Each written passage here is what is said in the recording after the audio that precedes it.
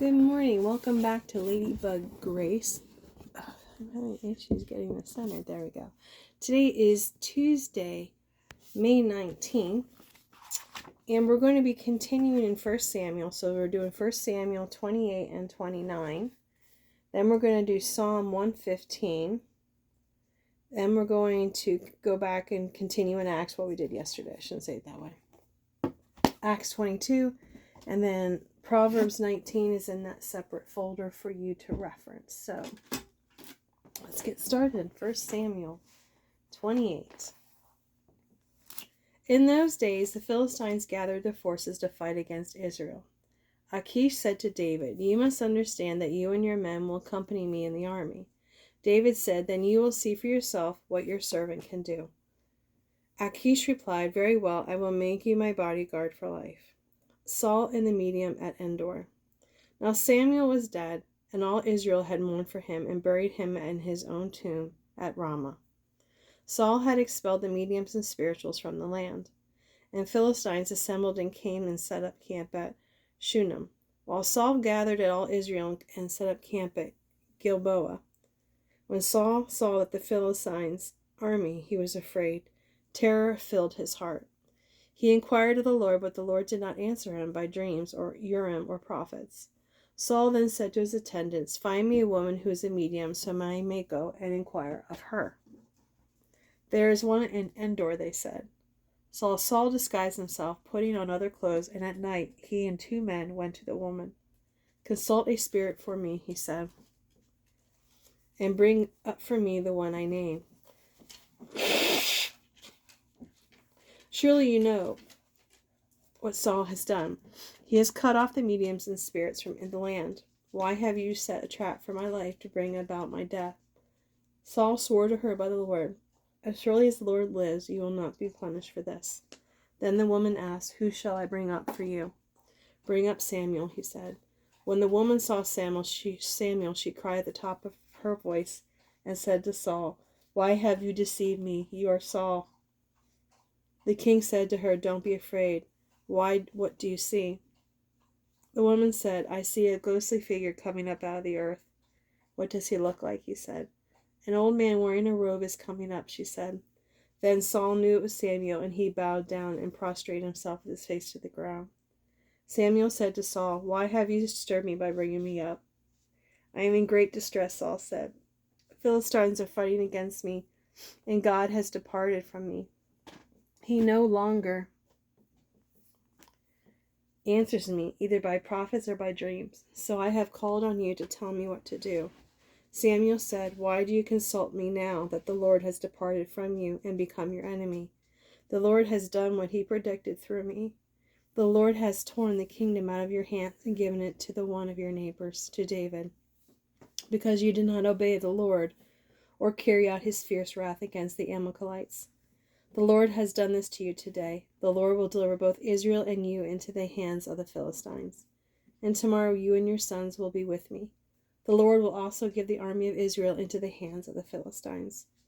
Immediately Saul fell full flanked on the ground, filled with fear because of Samuel's words. His strength was gone, for he had eaten nothing all day and all that night. When the woman came to Saul and saw that he was greatly shaken, she said, "Look, your servant has obeyed you. I took my life in my hands and did what you told me to do. Now please listen to your servant and let me give you some food so you may eat and have the strength to go on your way." He refused and said, "I will not eat." But his men joined the woman in urging him, and he listened to them. He got up from the ground and sat on the couch. The woman had a fattened calf at the house, which she butchered at once. She took some flour, kneaded it, and baked bread without yeast. Then she set it before Saul and his men, and they ate. That same night they got up and left. That's the end of 28. We're going to go to 29 now. Achish sends David back to Ziklag. The Philistines gathered all their forces at Aphek. The Israel camped at the spring of Jezreel. As the Philistine rulers marched with their units of hundreds and thousands, David and his men were marching at the rear of Achish. The commanders of the Philistines asked, "What about these Hebrews?" Achish replied, "Is this not David, who has an officer of Saul, king of Israel? He has already been with me for over a year, and from the day he left Saul until now, I have found no fault in him." But the Philistine commanders were angry, and Achish said,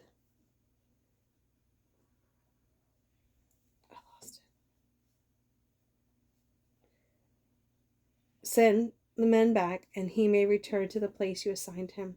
He must not go with us in a battle, or he will turn against us during fighting. How better could he regain his master's favor than by taking the heads of our own men? Isn't this the David they sang about in their dances? Saul has slain his thousands, and David his tens of thousands."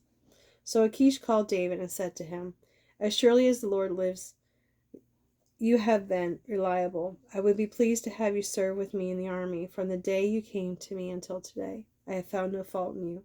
But the rulers don't approve of you. Now turn back and go in peace. Do nothing to displease the Philistine rulers." "But what have I done?" asked David. "What have you found against your servant from the day I came to you until now? Why can't I go and fight against the enemies of my lord the king?" Achish answered, "I know that you have been as pleasing in my eyes as an angel of God. Nevertheless, the Philistine commanders have said, 'He must not go up with us into battle.' Now get up early, and along with your master's servants who have come with you, and leave in the morning as soon as it is light." So David and his men got up early in the morning to go back to the land of the Philistines, and the Philistines went up to Jezreel. That is the end of Samuel for the day. Now we're going to go to Psalm 115. The theme is God is alive. He is thinking about us and caring for us, and we should put him first in our life. "Not to us, Lord, not to us, but to your name be the glory, because of your love and faithfulness. Why do the nations say, 'Where is their God?' Our God is in heaven. He does whatever pleases him." Excuse me. "But their idols are silver and gold, made by human hands. They have mouths but cannot speak, eyes but cannot see. They have ears but cannot hear, noses but cannot smell. They have hands but cannot feel, feet but cannot walk, nor can they utter a sound with their throats. Those who make them will be like them, and so will all who trust in them. All you Israelites, trust in the Lord. He is their help and shield. House of Aaron, trust in the Lord. He is their help and shield. You who fear him, trust in the Lord. He is their help and shield. The Lord remembers us and will bless us. He will bless his people Israel. He will bless the house of Aaron. He will bless those who fear the Lord, small and great alike. May the Lord cause you to flourish, both you and your children. May you be blessed by the Lord. The maker of heaven and earth. The highest heavens belongs to the Lord, but the earth he has given to mankind is not dead who praises the Lord. Those who go down to the place of silence, it is he who extol the Lord, both now and forevermore. Praise the Lord. That is the end of Psalm 115. Now we're going to go to Acts 22. Oh, we're continuing the story from yesterday. That's right. "Brothers and fathers, listen now to my defense. When they heard him speak to them in Aramaic, they became very quiet. Then Paul said, 'I am a Jew born in Tarsus of Cilicia, but brought up in this city. I studied under Gamaliel and was thoroughly trained in the law of our ancestors. I was just as zealous for God as any of you are today. I persecuted the followers of this way to their death, arresting both men and women, throwing them into prison. As the high priest and at the council can themselves testify, I even obtained letters from them to their associates in Damascus, and went there to bring these people as prisoners to Jerusalem to be punished. About noon, as I came near Damascus, suddenly a bright light from heaven flashed around me. I fell to the ground and heard a voice say to me, 'Saul, Saul, why do you persecute me?' 'Who are you, Lord?' I asked. 'I am Jesus of Nazareth, whom you are persecuting.' He replied, 'My companions saw the light, but they did not understand the voice of him who was speaking to me.' 'What shall I do, Lord?' I asked. 'Get up,' the Lord said, 'and go into Damascus. There you will be told all that you have been assigned to do.' My companions led me by hand into Damascus, because the brilliance of the light had blinded me. A man named Ananias came to see me. He was a devout observer of the law, and highly respected by all the Jews living there. He stood beside me and said, 'Brother Saul, receive your sight, and at that very moment I was able to see him. Then he said, the God of our ancestors has chosen you to know his will and to see the righteous one, and to hear words from his mouth. You will be his witness to all people of what you have seen and heard, and now you are waiting for. Get up, be baptized, and wash your sins away, calling on his name. When I returned to Jerusalem and was praying at the temple, I fell into a trance and saw the Lord speaking to me. Quick, he said, I leave Jerusalem immediately, because the people here will not accept your testimony about me. Lord, I replied, these people know that I went from one synagogue to another to imprison and beat those who believe in you. And when the blood of your martyr, Stephen, was shed, I stood there giving my approval and guarding the clothes of those who were killing him. Then the Lord said to me, go, I will send you far away to the Gentiles. Paul, a Roman citizen. The crowd listened to Paul until he said this. Then they raised their voices and shouted, rid the earth of him, he's not fit to live. As they were shouting and throwing off their cloaks and flinging dust into the air, the commander ordered that Paul be taken into the barracks. He directed that he be flogged and interrogated in order to find out why people were shouting at him like this. As they stretched him out and flogged him, Paul said to the centurion standing there, is it legal for you to flog a Roman citizen who hasn't even been found guilty? When the centurion heard this, he went to the commander and reported it. What are you going to do? He asked. This man is a Roman citizen.